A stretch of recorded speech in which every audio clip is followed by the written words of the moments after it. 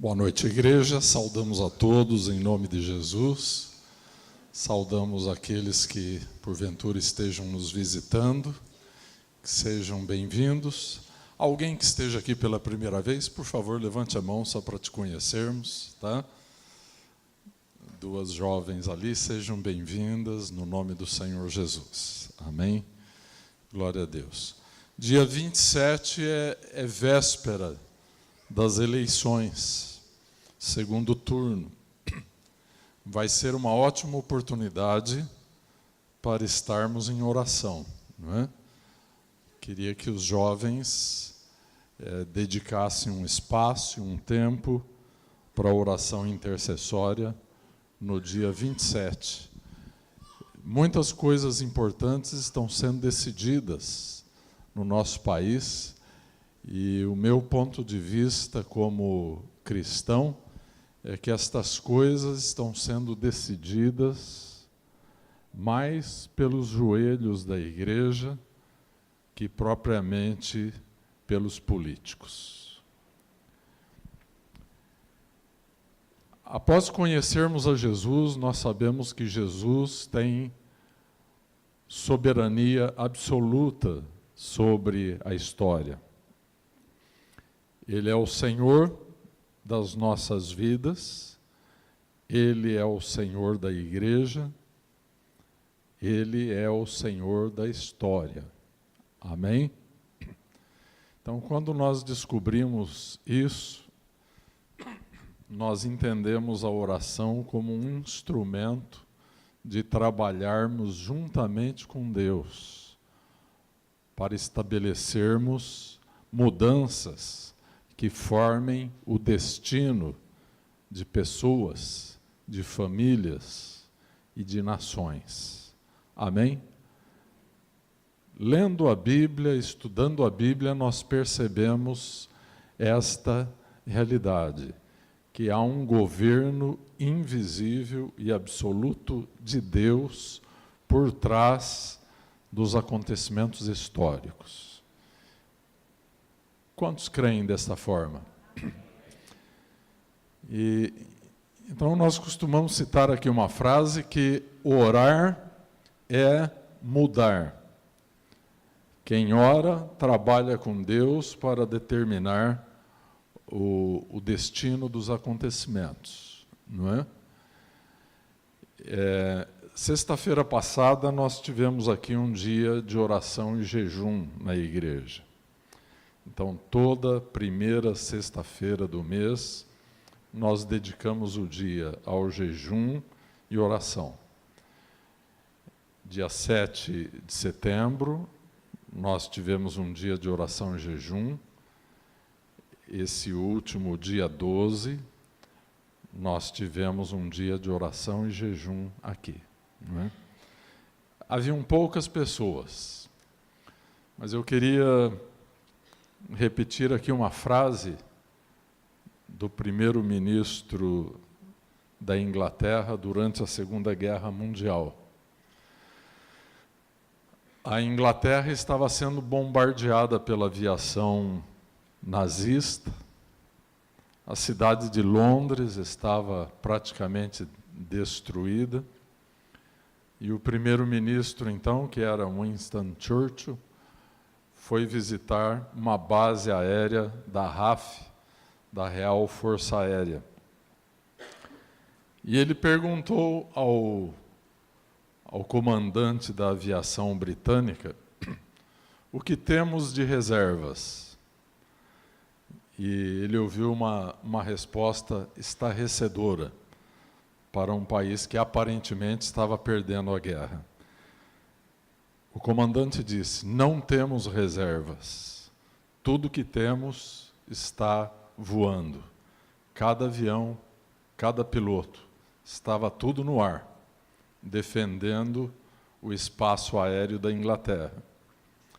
Então é que esse homem, que era um frasista muito inteligente, ele disse então aquela frase famosa: nunca tantos deveram tanto a tão poucos.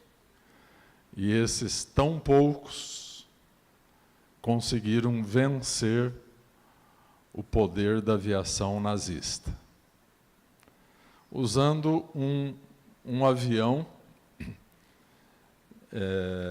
chamado Spitfire, né? E esses pilotos britânicos e esse avião, esse equipamento, e exatamente Deus por trás disso, porque havia um povo orando e jejuando e recebendo bombas que vinham continuamente. Então, o destino da guerra foi mudado por meio da oração. Eu queria dizer a você que leva a sério a vida de oração. Eu aplico a você a frase de Winston Churchill: nunca tantos deveram tanto a tão poucos. As pessoas de oração precisam não perder o ânimo quando vem a uma reunião e existem poucas pessoas. A hora que terminamos a reunião, alguém brincou comigo e falou assim: pastor, da próxima vez anuncie um churrasco e todos virão para o churrasco. Mas se nós anunciamos um dia de oração e jejum, poucos aparecem, mas não importa. Esses poucos são suficientes para mudar a história do nosso país. E o povo de Deus disse: amém. Assim seja, Deus faça isso por amor do nome de Jesus Cristo. Amém? Glória a Deus. Eu tenho uma mensagem para vocês nesta noite, irmãos. E ao meditar neste dia na palavra de Deus, eu escolhi um título para este sermão: O Caminho da Vida. Nós temos a Bíblia é o livro da vida. Amém? Nele nós encontramos vida, e esta vida está no nome do Senhor Jesus.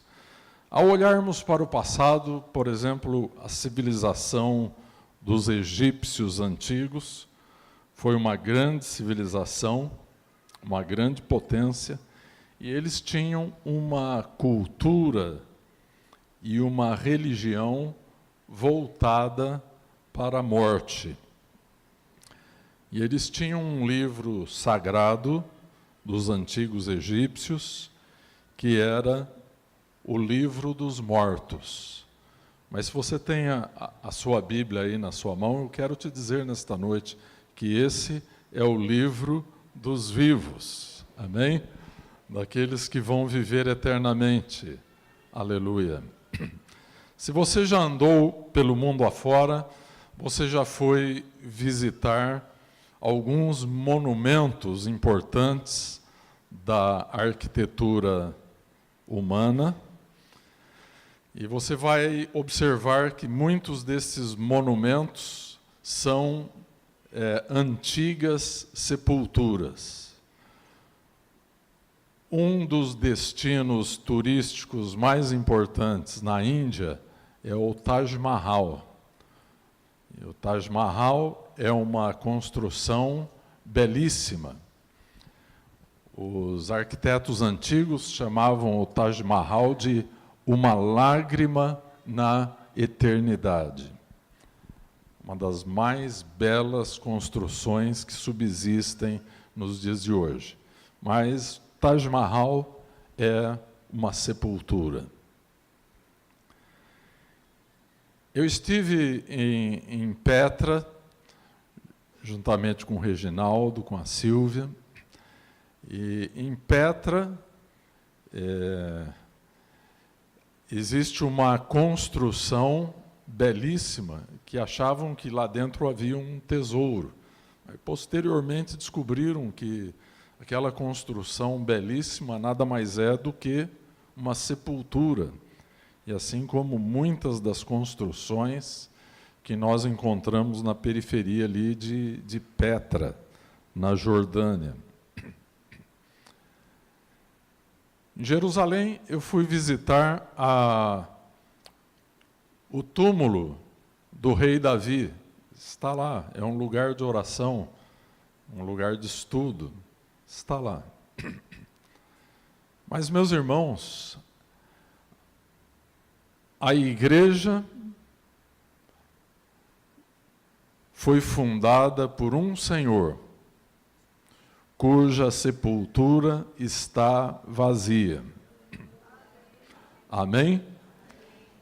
Uma das particularidades do cristianismo é que o seu fundador venceu a morte e ele vive.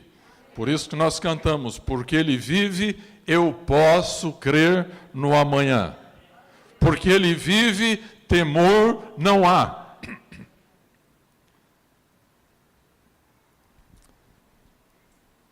Um famoso escritor inglês, um puritano chamado John Owen, escreveu um livro muito famoso, que alguns anos atrás eu consegui comprar uma versão deste livro. E ele deu um nome estranho, né? A morte da morte, na morte de Cristo. Então, esse é o tema que John Owen tratou em seu tratado teológico. A morte da morte, na morte de Cristo. Porque após a morte de Cristo, algo aconteceu. Amém? E este algo foi a ressurreição.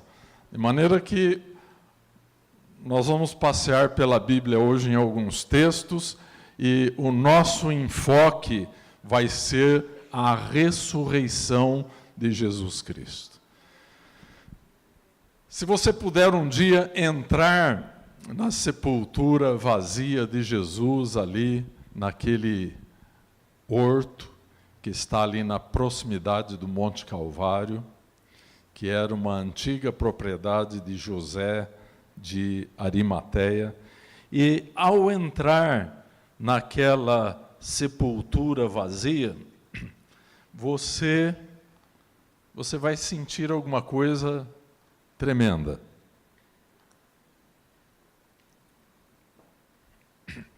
Nós servimos a um Jesus que morreu e que ressuscitou. E a Bíblia diz que ele é a primícia dos que dormem, a primícia dentre os mortos. A primícia era o primeiro feixe que se colhia de uma colheita, e este feixe era levado como uma oferta ao Senhor. Assim é Jesus. Nós somos o restante da colheita. Amém? Que igualmente vamos ressuscitar. Faz parte da fé cristã a ressurreição. O cristianismo desenvolveu-se a partir da fé na ressurreição dos mortos. E eu quero ler um texto que está no livro de João, Evangelho segundo São João, capítulo 20.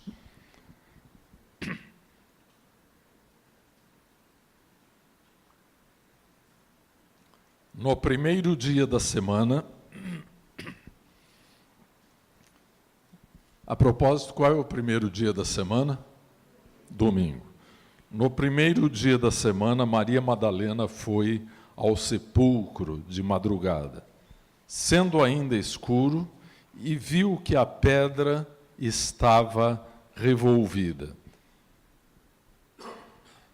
Então correu e foi ter com Simão Pedro e com o outro discípulo a quem Jesus amava, João. E disse-lhes: tiraram do sepulcro o Senhor, e não sabemos onde o puseram. Saiu, pois, Pedro e o outro discípulo, e foram ao sepulcro. Ambos corriam juntos, mas o outro discípulo correu mais depressa do que Pedro e chegou primeiro ao sepulcro. E, abaixando-se, viu os lençóis de linho, todavia não entrou. Então Simão Pedro, seguindo-o, chegou e entrou no sepulcro. Ele também viu os lençóis. E o lenço que estivera sobre a cabeça de Jesus, e que não estava com os lençóis, mas deixado num lugar à parte.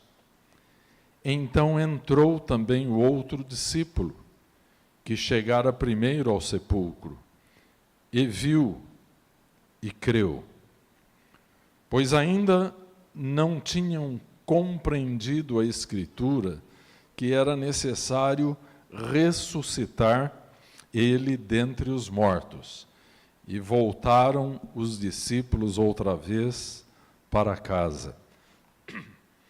A partir do versículo 11, a narrativa ganha um novo colorido, porque até o versículo 10 é Pedro e João, exatamente João, o que está narrando esses fatos.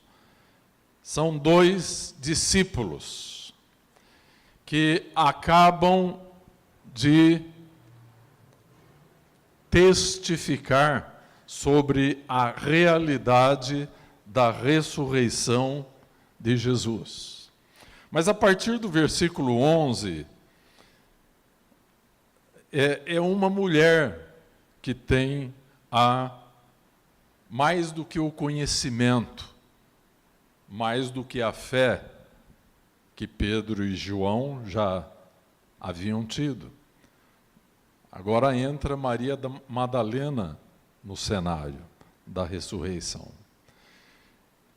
E antes de ler o texto, eu quero dizer uma coisa muito especial sobre esta mulher. Ela também creu, mas ela experimentou o fato da ressurreição de uma maneira muito mais íntima que Pedro e João.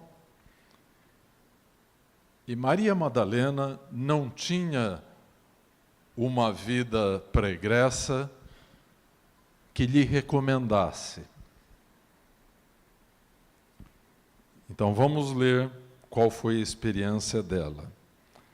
Maria, entretanto, permanecia junto à entrada do túmulo, chorando. Notem bem que enquanto os discípulos voltaram para casa, ela permaneceu junto à entrada do túmulo, chorando. Enquanto chorava, abaixou-se e olhou para dentro do túmulo. E viu 2 anjos vestidos de branco, sentados onde o corpo de Jesus fora posto, um à cabeceira e outro aos pés. Então, eles lhe perguntaram: mulher, por que choras? Ela lhes respondeu: porque levaram o meu Senhor e não sei onde o puseram. Tendo dito isto, voltou-se para trás e viu Jesus em pé, mas não reconheceu que era Jesus. Perguntou-lhe Jesus: mulher, por que choras? A quem procuras? Ela, supondo ser ele o jardineiro, respondeu: Senhor, se tu o tiraste, dize-me onde o puseste, e eu o levarei. Disse-lhe Jesus: Maria. Ela, voltando-se, lhe disse, em hebraico, Rabone, que quer dizer mestre. Recomendou-lhe Jesus: não me detenhas, porque ainda não subi para meu Pai, mas vai ter com os meus irmãos, e dize-lhes: subo para meu Pai e vosso Pai, e vosso Deus. Então saiu Maria Madalena anunciando aos discípulos, viu o Senhor, e contava que ele lhe dissera estas coisas.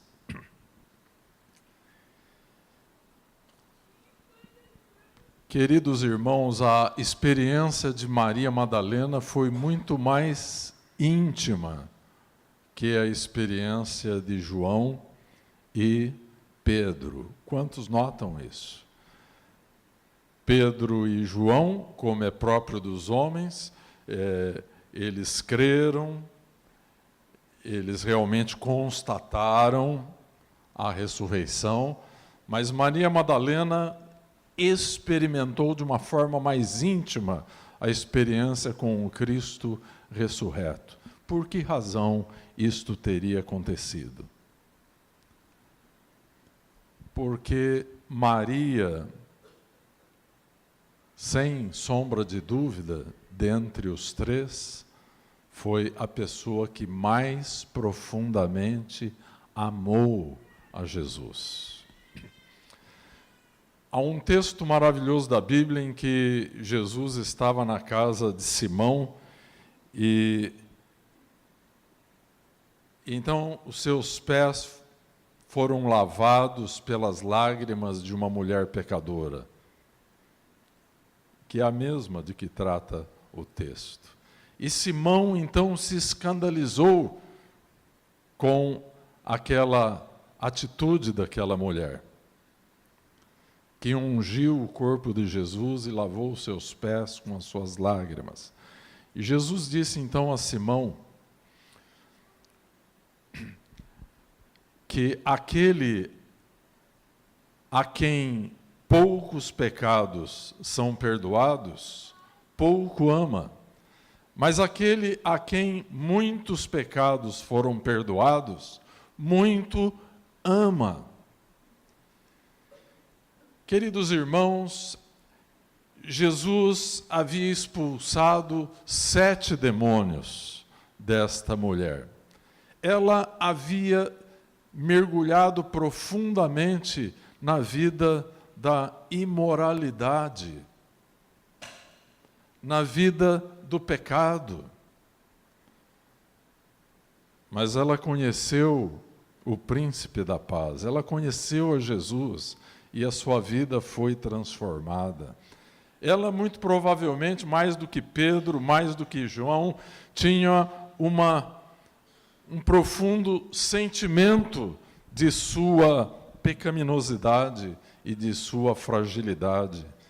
Então, ela muito amou, e por muito amar, teve uma experiência mais próxima e mais íntima com Jesus após a ressurreição. A partir do versículo 19 e posteriores, Jesus aparece também aos discípulos, não é? E finalmente Jesus aparece a uma multidão de seus seguidores. Mas nós nos detemos aqui nesse texto.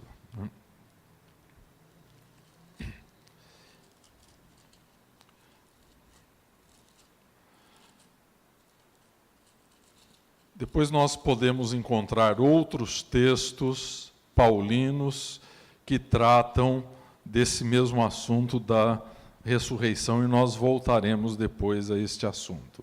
A ressurreição, amada igreja, era um dos fundamentos principais da pregação da igreja primitiva. E eu queria ler aqui com vocês, nesta noite, a primeira confissão de fé da igreja primitiva. O primeiro credo apostólico. E diz assim: creio.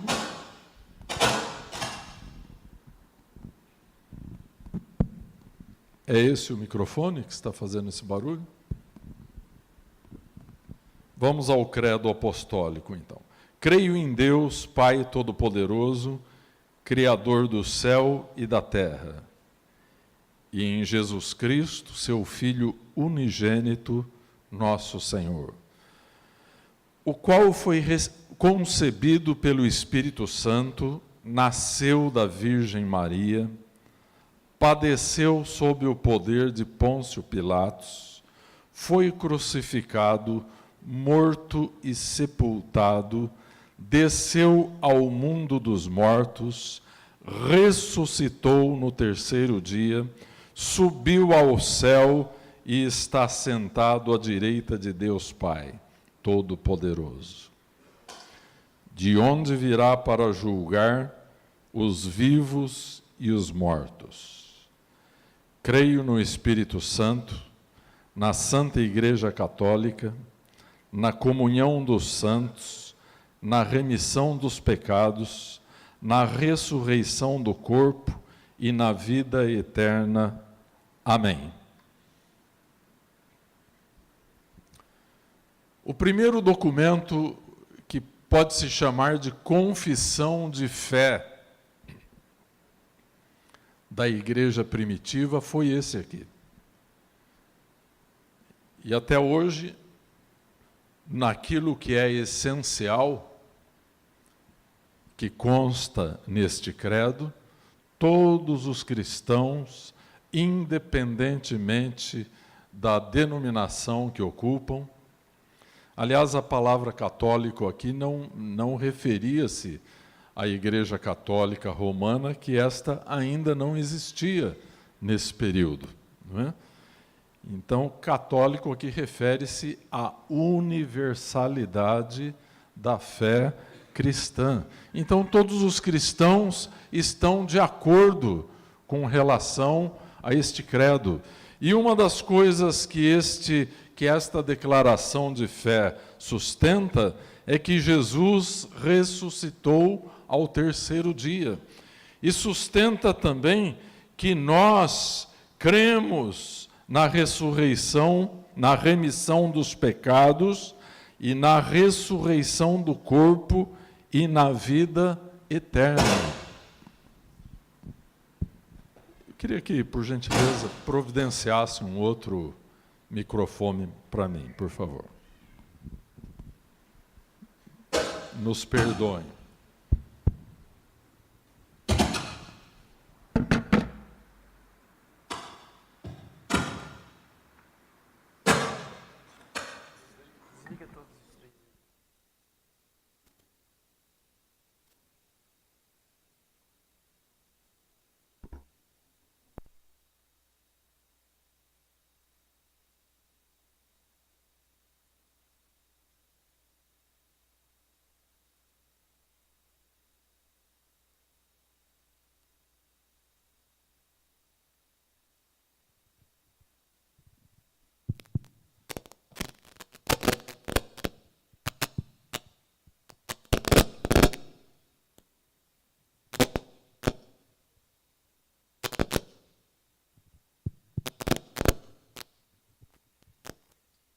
Apesar de tudo isso, continuo crendo na ressurreição de Cristo.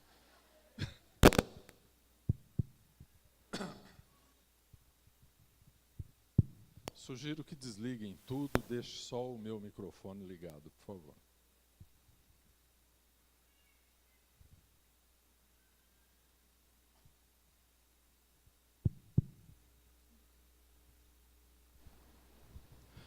Então, estávamos citando o credo apostólico, não é?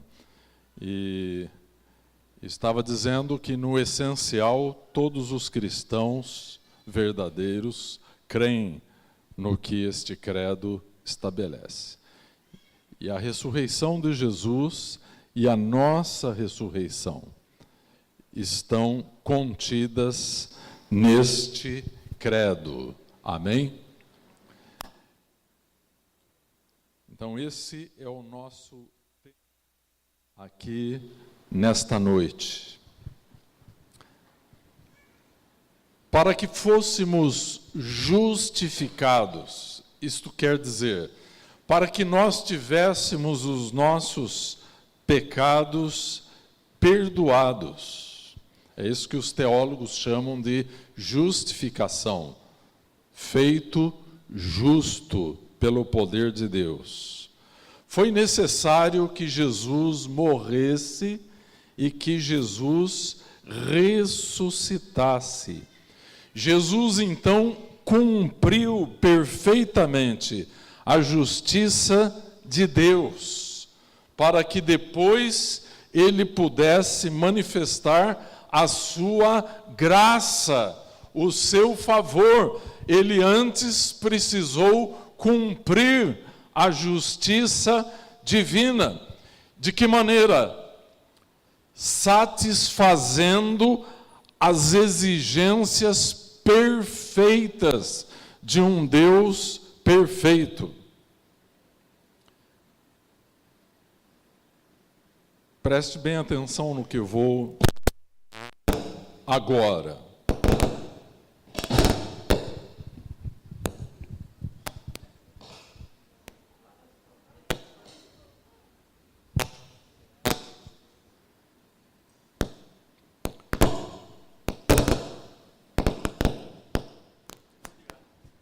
Estou desligado?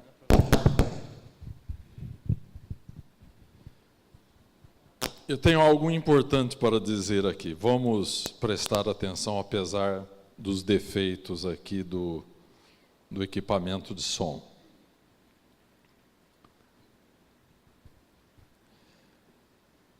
Deus poderia ter cometido uma imensa injustiça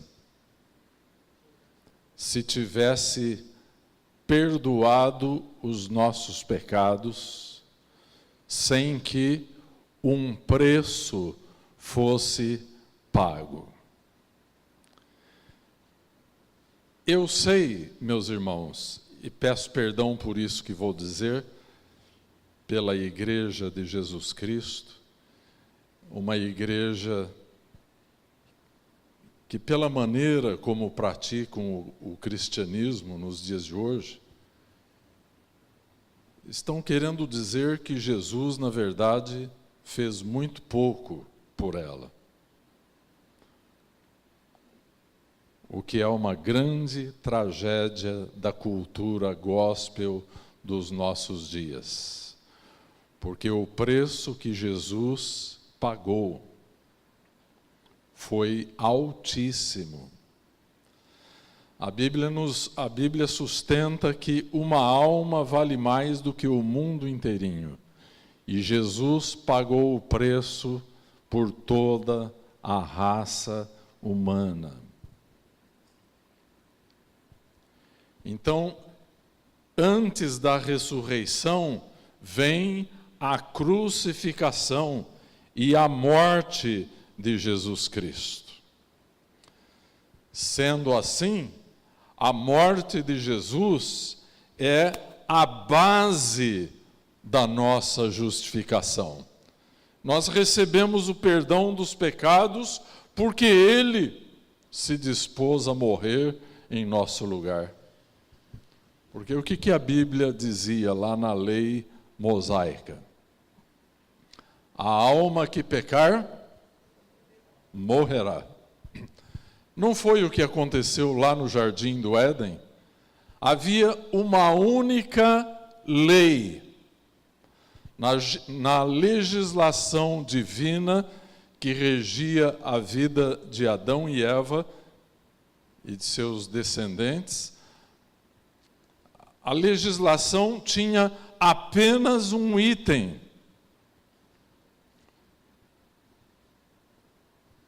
Deus havia vedado a possibilidade de comer do fruto da árvore, do conhecimento do bem e do mal. E o que fez Adão e Eva? Eles foram lá e comeram.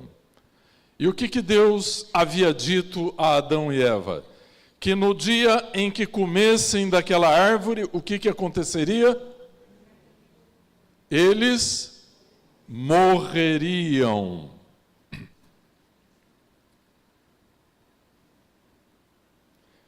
Então, eles comeram da árvore do conhecimento do bem e do mal. Então era necessário que eles morressem.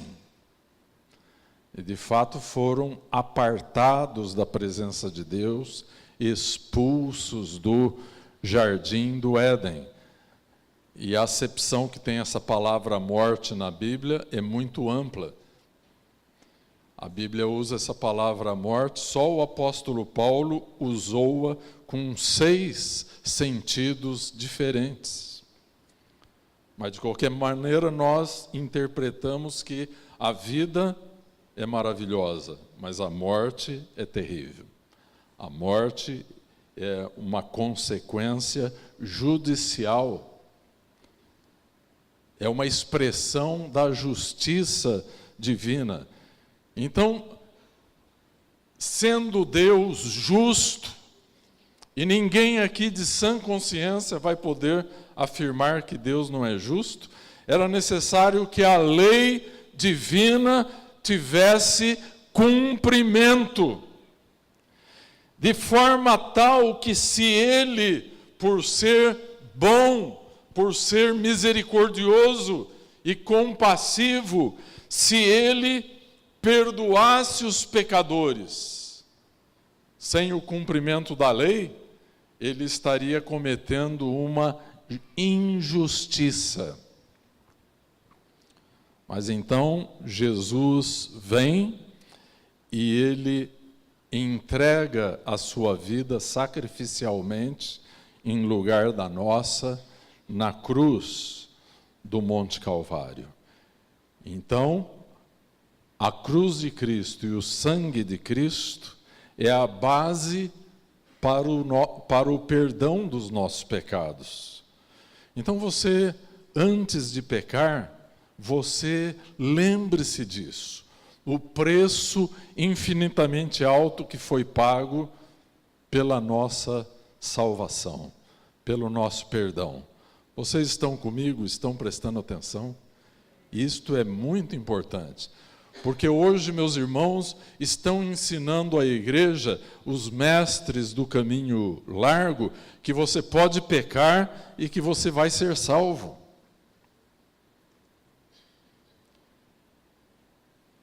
O nosso pecado custou a vida do Filho de Deus. Isto é muito importante quando se prega o Evangelho. Nós não estamos brincando com Deus, e Deus não está brincando conosco.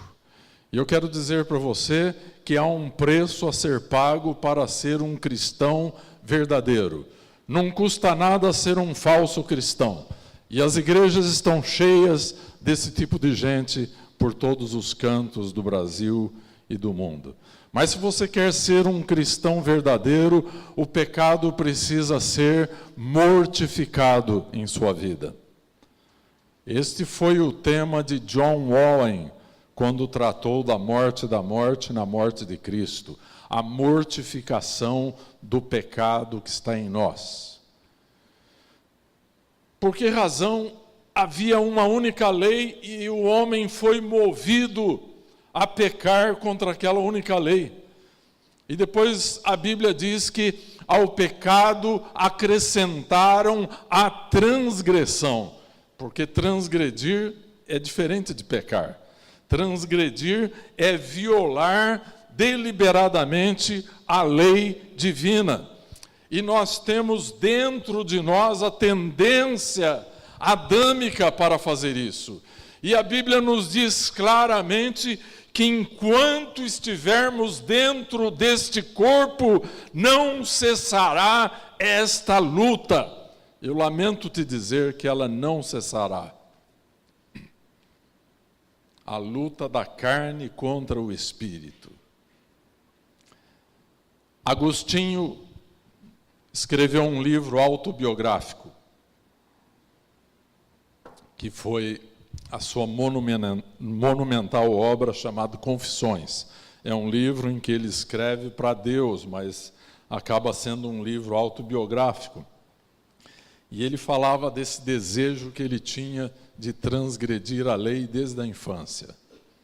morava numa cidade do norte da África chamada Tagaste. E havia uma pessoa que tinha uma plantação de pera. Estava na plantação de pera para roubar as peras. E ele confessa posteriormente que não era propriamente pelo gosto da fruta, mas eles eram incitados pelo fato de que era proibido. Quantos já se aperceberam de que nós temos dentro de nós isso? Eu esses dias estava pensando comigo mesmo sobre este fato, que eu que sou pastor e que sou crente há 40 anos, tenho isso dentro da minha carne. Há um mês atrás eu quis levar o meu violão para a célula. Meus irmãos, o meu violão está lá há tanto tempo. Eu nunca tive tanto desejo assim de tocar, mas agora que estou com a mão quebrada, e exatamente é um osso, o escafoide, que é um osso de movimento, então eu estou com a mão imobilizada. Mas eu porque queria tocar o violão, e eu tentei, eu falei, bom, eu não posso usar o polegar, mas eu tenho ainda o indicador, o médio, o anelar, o mínimo, e eu então tentei. E doía demais, eu falei, não vai dar. E fui sem o violão para a célula. E a célula não, era uma outra reunião que eu tinha que participar, em Regente Feijó, que nós estávamos iniciando uma reunião lá, e eu queria levar o violão. Mas, meus irmãos, eu fiquei pensando, por que tanta vontade de tocar o violão, justamente agora que eu não posso? E a mesma coisa se repetiu com relação ao piano. O piano está lá. Eu tenho passado tantas vezes pelo piano e não me assento para tocar. Mas agora, com a mão quebrada, eu estou desesperado para tocar piano. E eu fico pensando, mas por que é assim? Nós queremos sempre a coisa que nós não podemos. E aí nós podemos interpretar um pouquinho da crise que passou Adão e Eva lá no jardim do Éden. Mas Jesus veio e em sua carne ele reescreveu a história, levando para a cruz do Calvário a transgressão de Adão, de Eva e de todos nós. Amém, irmãos? Então, a base para a justificação é o sangue de Cristo, é a morte de Jesus Cristo. Mas eu tenho uma boa notícia para vocês, já que falávamos que a Bíblia é o livro da vida e o Evangelho é o caminho da vida. Então eu quero dizer que se a base para o perdão dos nossos pecados é a morte de Jesus Cristo, uma morte sangrenta, a prova, no entanto, de que fomos perdoados é a ressurreição de Jesus Cristo. A ressurreição, meus irmãos, é a prova. Prova que Deus Pai foi plenamente satisfeito em sua justiça perfeita e eterna pelo sacrifício que o seu Filho único ofereceu na cruz do Calvário. Amém? Então Deus, quando nos perdoa, Ele está nos perdoando através de Cristo. Não há mérito nenhum na nossa vida. Estava me referindo a Maria Madalena, a primeira pessoa que pregou o Evangelho, que anunciou a ressurreição, foi uma mulher. E uma mulher que fora uma mulher imoral, uma prostituta, uma endemoninhada. E Deus deu a ela a honra de ser a primeira pessoa a anunciar a ressurreição de Jesus Cristo. Amém? E Deus Pai, apesar de que isso era um escândalo para os judeus, para os fariseus, para os escribas, Deus não teve dificuldade nenhuma em perdoar aquela mulher. Perdoou muitos pecados. E por isso ela tinha um amor por Jesus maior do que os outros tinham. Amada igreja, prezados irmãos, a ressurreição de Jesus Cristo foi, eu vou usar uma linguagem contábil, porque não há nenhuma irreverência nisso, porque a palavra redimir é uma palavra de origem contábil, quer dizer comprar de volta. Assim também, meus irmãos, quando Jesus ressuscitou, foi, por assim dizer, como se Deus tivesse assinado um recibo no mundo espiritual de que a nossa dívida estava paga. Quantos podem dar glória a Deus por isso? O recibo é uma prova. Quando você faz algum negócio, alguma venda, alguma compra, e que você quer se cercar de segurança, e você quer ter uma prova de que realmente o negócio foi efetuado, você assina um recibo. Ou então faz com que a pessoa envolvida no negócio assine um recibo. Portanto, quando Jesus ressuscita, Deus Pai passou um recibo assinado de que o sacrifício de Jesus pagou a nossa dívida. Amém? Então, o sangue de Jesus é a base, mas a ressurreição de Jesus é a prova. Quem pode provar se algum dia um demônio tolo exigir de você qual é a prova de que Deus perdoou os seus pecados? Você vai sair daqui sabendo. Você vai dizer: demônio, a ressurreição de meu Senhor e Salvador Jesus Cristo é a prova. Está aqui o recibo, aleluia! A nossa segurança de que Deus, em sua justiça, reconhece o pagamento como adequado. Foi pago. Ora, se Jesus tivesse apenas morrido, nós teríamos apenas a esperança da salvação. Nós não poderíamos ter o que temos hoje, a segurança, a certeza da salvação. Meus irmãos, a sepultura de Jesus está lá vazia no horto de José de Arimateia. Isso é segurança que temos da vida eterna. Amém? O coração de Deus foi plenamente satisfeito. Não foi por causa das nossas obras, não, irmãos. Foi por causa da obra de Jesus como Redentor na cruz do Calvário. Deus continuará não se agradando muito das nossas obras. Nós não somos salvos pelas obras, nós somos salvos pela fé em Jesus Cristo e na obra que Ele fez. Amém? Aleluia!